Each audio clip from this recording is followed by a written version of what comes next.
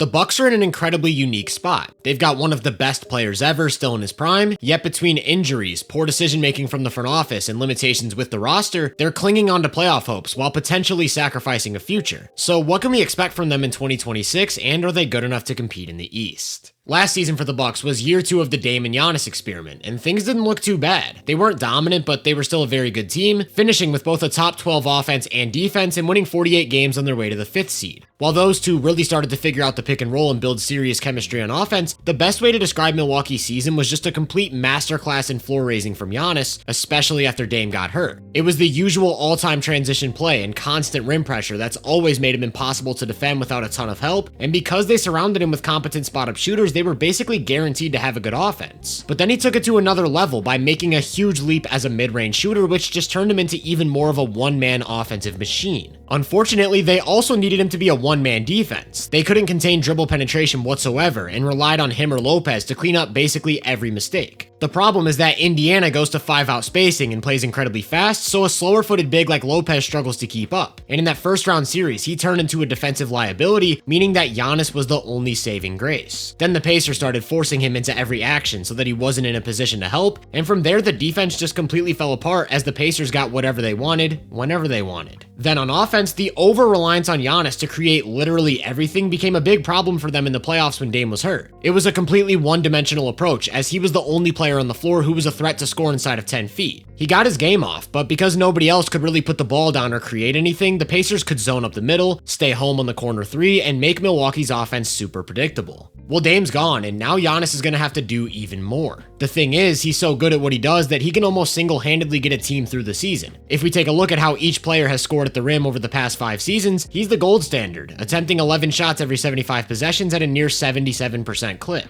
Think about that for a sec. He's getting a near 80% shot 11 times a game. That's the equivalent of over 1.5 points per shot, which is the equivalent of shooting over 51% from 3. The effectiveness of his interior scoring is almost impossible to grasp, and that's a result of being physically overwhelming out of literally every type of action. In transition or early offense, he's a freight train. He can run pick and roll as either a ball handler or screener, and if he gets a runway, it's 2 points. He can play from the post or in isolation where he demands a double team. Then because of the inevitability of his finishing, as well as how he uses his body to create contact, he's a foul drawing machine. Over the past 5 seasons, he's averaged almost 12 free throw attempts every 75 possessions, second behind only Joel Embiid. So between his interior scoring, foul drawing, and some high-level kickout passing, if you create any semblance of space for him to play downhill, you're gonna have a good offense, which is exactly what the Bucks have done. Here's a look at who they brought back and how they've shot on catch and shoot threes over the last 3 seasons. Kyle Kuzma is one of the lowest efficiency volume shooters in the league, so maybe you don't want him playing as many minutes next to Giannis. Rollins is interesting because the indicators are there, but it's still a really small sample, and I think he'll have to prove himself this year. KPJ's at 40%, but it's an even smaller sample for him. What I'm focused on is AJ Green, Gary Trent, and Taurean Prince, who are all extremely reliable shooters, and I'd even say AJ in particular is one of the best shooters in the world. Then in the offseason, their big move was to bring in Miles Turner. He's one of the league's most prominent pick and pop bigs, making nearly 39% of his catch and shoot threes in the past 3 seasons on serious volume. In comparison to Brook Lopez, he's got a much quicker trigger, and more importantly, he's way more dynamic. Not only is he a threat to catch and shoot, he's a threat to catch and drive, where he has a serious mid-range game, or could even attack downhill and get above the rim. He's also a threat to roll after screening, so he provides a look that Giannis has quite literally never had from his 5. Of course, the downside of that is the signing of Turner took losing Damian Lillard. I know he was already out for the season, but he provided a much-needed presence as a perimeter ball handler and playmaker for them, and the big question moving forward is where they're gonna get that presence. Before we get into that, I want to give a huge shout out to Factor for sponsoring this video because this 31-day video series wouldn't be possible without them.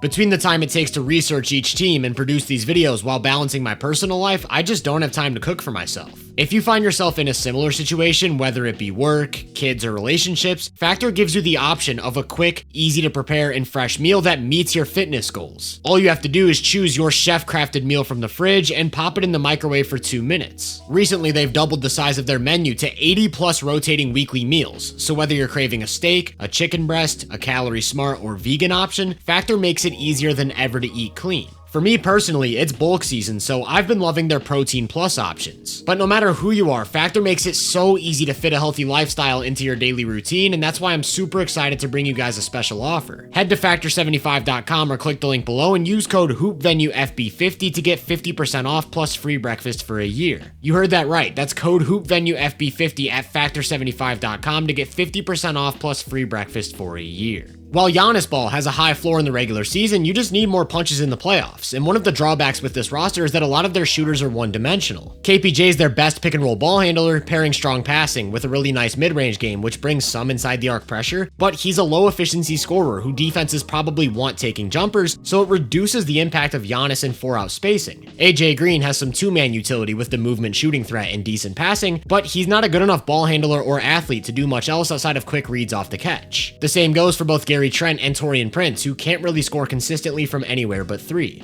From that point of view, I understand valuing Kyle Kuzma. For all of the drawbacks with poor shooting, decision-making, etc., he is a big athletic slasher who's going to get to the rim, and sometimes you just need that in the lineup. Same with Portis. He's not the most efficient post-up player in the world, and I know his decision-making really frustrates Bucks fans, but it at least brings a different look to the offense and helps them attack mismatches or switch-heavy schemes. All that's to say, it really feels like we're grasping at straws here if we're relying on Kuzma slashing and Portis' post-ups to provide variety in the offense. In an effort to address this issue, they brought in Cole Anthony. In a similar vein to Porter, he's a mid-range heavy guard who can handle the ball, run pick and roll, and make plays. Yet he doesn't put much pressure on the rim while being a streaky shooter, so he's not someone you can run an offense through. The reality of the situation is that their last hope on the roster at finding consistent perimeter shot creation is third-year guard Ryan Rollins. Rollins is on a short list of players I'm watching closely as a potential breakout candidate. If he proves that the three-point shot is real, that gives him a nice offensive floor to work with, because he's got a good first step that allows him to attack off the catch, where he's got great body control, insane length, and decent vertical pop, so he can finish in a variety of ways, while also having a legit mid-range pull-up game. We're talking about 3-level scoring potential. The question though, will the handle and the playmaking be enough to put the ball in his hands as a consistent initiator? There's no way of knowing until he gets the opportunity, but there were some flashes as a pick and roll creator that intrigued me last year, and I really hope Doc Rivers gives him an opportunity to start at the one, especially when considering that they might seriously need his defense. That's where this team starts to run into some major issues. The downside of surrounding Giannis with a ton of shooters is that most of these guys are incredibly limited defenders, and that's not an issue either Kuzma or Portis can solve. I wouldn't say any one of Green, Trent, or Prince are drastic team-altering liabilities, but they are weaker links who offenses are going to want to attack. KPJ and Cole Anthony have some utility in the backcourt. Neither are the type to be a primary point of attack defender. That's where Rollins comes in because he potentially can. He's quick laterally, knows how to dodge screens, and has insane length, which he pairs with amazing hands to make plays on the ball, as well as verticality to get up and meet attackers at the rim.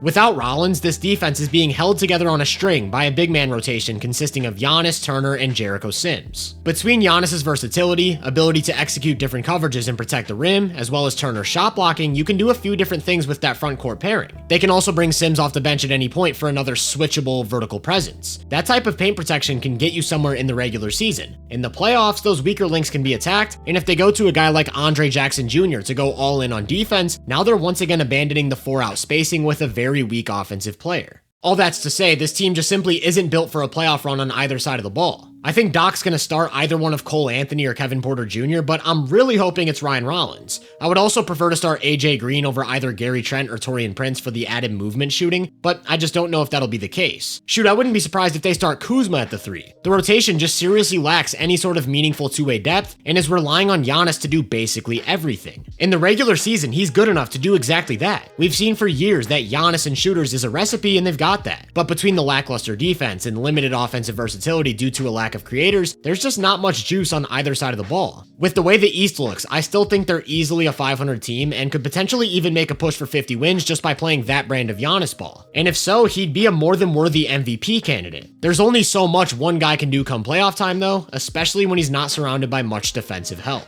The part that worries me most is where they go from here. This isn't a young team, so unless Ryan Rollins takes a crazy leap, there isn't much room for internal development. They don't have assets, they don't have a great cap room, and they're not good enough to compete for a championship. Which is why, for the first time, the Giannis trade talks feel like they have some merit to them. Whether or not anything actually happens, only time will tell, but it does feel like Milwaukee's wasting the back end of one of the best primes the NBA has ever seen.